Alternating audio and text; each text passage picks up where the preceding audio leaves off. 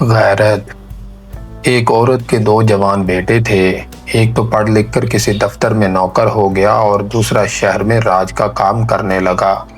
بابو تو کوٹ پاجامہ صدری اور ٹوپی پہنتا اور راج گیری کرنے والا تہبند کرتا صدری اور پگڑی۔ ایک دفعہ جاڑے کا موسم آیا اور بابو کے لیے ماں نے کشمیرے یا پٹو کا کوٹ بنوایا تو راج نے کہا، اماں جان مجھے بھی ایسا کوٹ بنوا دیں۔ ماں نے کہا، بیٹا ایسے کپڑے تمہارے پہننے کے نہیں، یہ تو منشی بابوؤں ہی کو سجتے ہیں۔ سردی کا خیال ہے تو مرزائی بنوا لو۔ تم اینٹ گارے کا کام کرنے والے ہو، کوٹ اور پاجامہ بھلا وہاں کیا کام دے گا؟ ماں کی یہ بات سن کر غیرت والے بیٹے نے دل میں کہا، افسوس میں نے کیوں نہ پڑھ لیا کہ اب بھلے مانسوں کے سے کپڑے بھی نہیں پہن سکتا۔ یہ سوچ کر اس نے پہلے تو رات کے وقت کسی سے پڑھنا شروع کیا۔